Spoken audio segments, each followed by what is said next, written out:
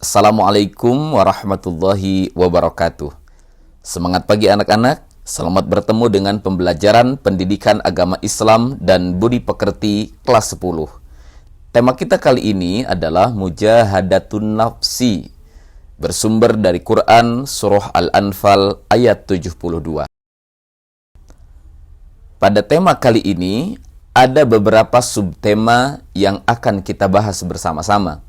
Yang pertama, definisi mujahadatun nafsi. Apa itu mujahadatun nafsi? Yang kedua, dalil mujahadatun nafsi bersumber dari Quran Surah Al-Anfal ayat 72. Yang ketiga, isi kandungan dari Quran Surah Al-Anfal ayat 72. Yang keempat, sikap yang mencerminkan Quran Surah Al-Anfal ayat 72. Yang kelima, hadis tentang kontrol diri. Yang keenam, hikmah kontrol diri. Dan yang ketujuh, bahaya ketika kita tidak bisa kontrol diri. Mari kita bahas satu persatu. Yang pertama, apa itu mujahadatun nafsi? Mujahadatun nafsi berasal dari kata mujahadah yang artinya bersungguh-sungguh. Mujahadah ini dari kata jahada, bersungguh-sungguh ya. Ada nanti lahir kata ijtihad, ada kata jihad, ada kata mujahadah. Kalau ijtihad itu bersungguh-sungguhnya dengan fikiran. Kalau mujahadah itu bersungguh-sungguh dengan hati, dengan jiwa. Kalau jihad bersungguh-sungguh dengan fikiran, dengan hati, dengan harta, dengan jiwa, dan dengan segala potensi yang kita miliki. Jadi mujahadah adalah bersungguh-sungguh dengan hati, dan an-nafsi adalah jiwa. Jadi mujahadatun nafsi adalah usaha sungguh-sungguh dalam mengendalikan nafsu dan juga ego diri agar terhindar dari perbuatan yang merugikan. Mujahadatun nafsi seringkali disebut dengan kontrol diri. Contoh perilaku mujahadatun nafsi atau kontrol diri. Yang pertama, mampu mengendalikan emosi ketika marah. Yang kedua, senantiasa hemat dan menghindari boros dan bermewah-mewahan, karena bisa membedakan mana keinginan dan mana kebutuhan. Kalau kebutuhan itu terbatas, tapi kalau keinginan itu tidak ada batasnya. Yang ketiga, contohnya adalah berpikir 1000 kali baru kemudian berucap. Jadi orang yang sudah mampu mujahadatun nafsi, orang yang sudah mampu kontrol diri, dia sebelum berucap akan memikirkan yang diucapkannya 1000 kali. Think today, speak tomorrow, katanya. Berpikir hari ini, baru berkatanya esok hari. Yang keempat, contoh perilaku mujahadatun nafsi adalah mengutamakan kepentingan umum di atas kepentingan pribadi. Jadi dia sanggup mengekang atau mengendalikan ego diri untuk kepentingan bersama. Urgensi dari mujahadatun nafsi.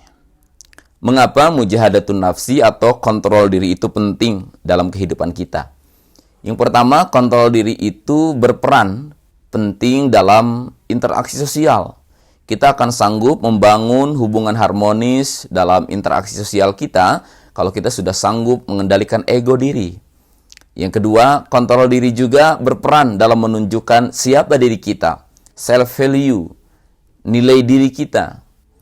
Yang ketiga, kontrol diri berperan dalam mencapai tujuan pribadi. Yang selanjutnya, ciri dari kontrol diri.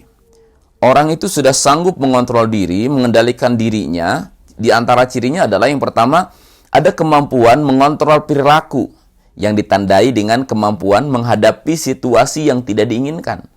Jadi ketika ada situasi yang tidak diinginkan, dia sanggup menjaga emosinya. Dia akan bersabar, akan ridho, ya.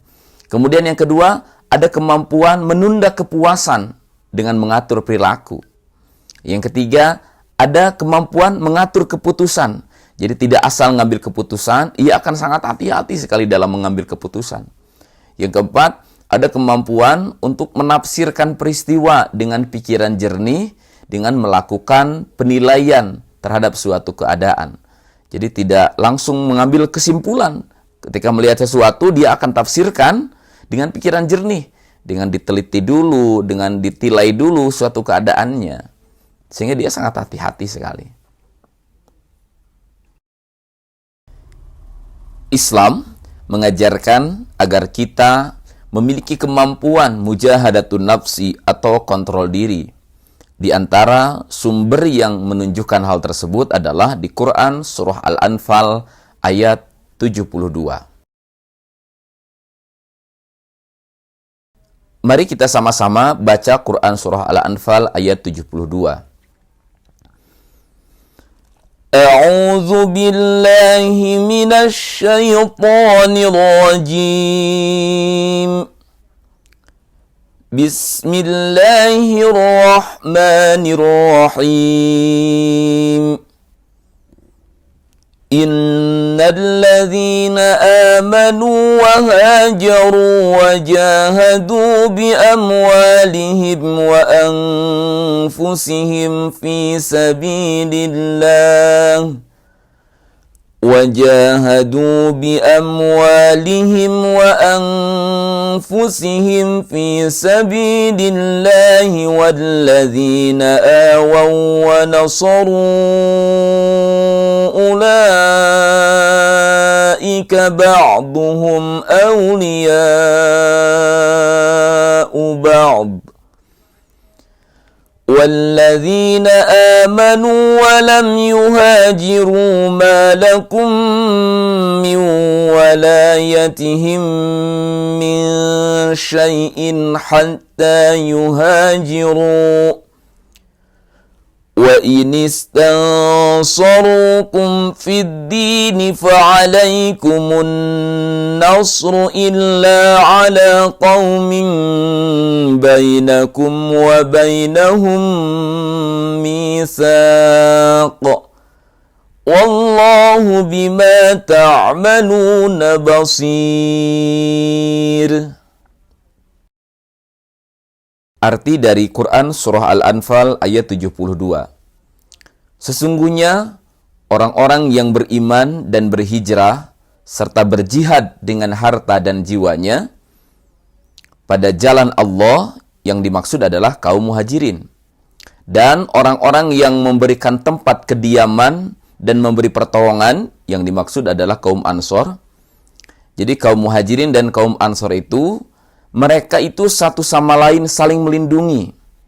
Dan terhadap orang-orang yang beriman tetapi belum berhijrah, maka tidak ada kewajiban sedikit pun bagimu melindungi mereka sampai mereka berhijrah.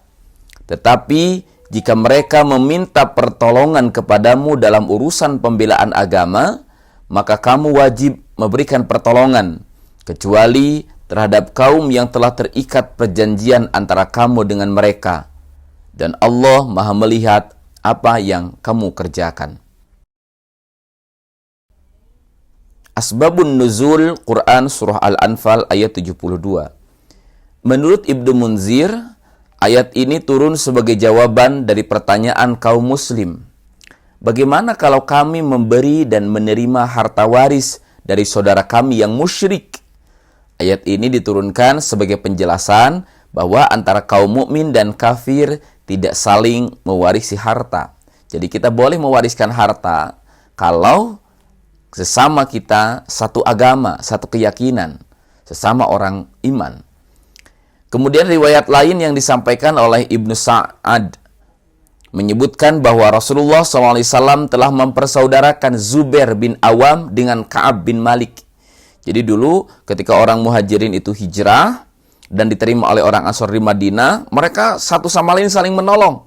Nah, sampai Rasulullah mempersaudarakan antara kaum muhajirin dengan Ansor. Di sini yang disebutkan dipersaudarakan oleh Rasul adalah Zubair bin Awam dengan Ka'ab bin Malik. Zubair berkata, saat perang Uhud, aku melihat Ka'ab terluka parah. Kemudian aku berkata, jika dia meninggal, dia terputus hubungan dengan saudaranya, dan aku menjadi pewarisnya. Lalu ayat ini turun dan menjadi dasar dalil bahwa warisan itu diberikan bagi orang yang memiliki hubungan kerabat pernikahan dan satu agama.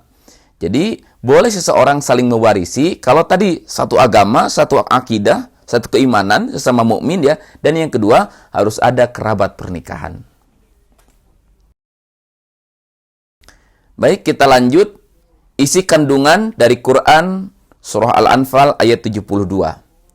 Yang pertama, pada ayat sebelumnya Allah Subhanahu wa taala menjelaskan kepada kaum muslim tentang sikap yang harus dilakukan saat berhadapan dengan orang kafir. Ini di ayat sebelumnya ya. Sementara di ayat ini menjelaskan, yaitu di Quran surah Al-Anfal ayat 72, menjelaskan hubungan yang harus dijalin antara sesama umat Islam dalam bentuk tatanan umat yang kuat dan kokoh. Di sini yang dimaksud hubungan di sini adalah antara kaum muhajirin yang ikut hijrah dengan Nabi dengan kaum Ansor di Madinah yang menyambut kedatangan Nabi. Bagaimana persaudaraan mereka ini sangat kuat, saling tolong-menolong. Tatanan umatnya sangat kokoh sekali. Yang kedua, sesama mukmin hendaknya menjalin kasih sayang dan senantiasa saling melindungi. Yang ketiga, sesama mukmin juga harus saling membantu, tolong-menolong dan memperkuat, terutama pada saat mengalami musibah dan kesulitan. Sekali lagi ini tergambar dengan saling tolong-menolongnya dengan kuatnya persaudaraan antara kaum muhajirin dengan ansar. Yang keempat, sesama mukmin juga bersama-sama memikul beban berat perjuangan. Jadi kalau ada beban berat dipikul bersama-sama dan saling melindungi baik melalui harta dan jiwanya. Yang kelima, pada setiap kurun ada masa selalu saja ada kelompok umat yang bersikap ego terhadap diri sendiri, tidak mau berbagi dan tidak mau peduli, apalagi berkorban dengan harta dan jiwanya. Jadi setiap kurun waktu itu ada saja orang yang tidak mau menolong orang lain, yang hanya egois mementingkan diri sendiri saja. Nah, ini tentu tidak diharapkan bagi kita selaku mukmin.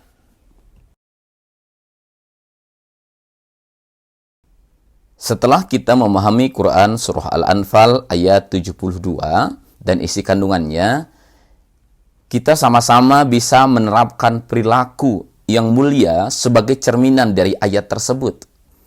Apa saja perilaku yang bisa kita terapkan cerminan dari Quran surah Al-Anfal ayat 72? Yang pertama diantaranya adalah saling membantu dengan harta dan jiwa.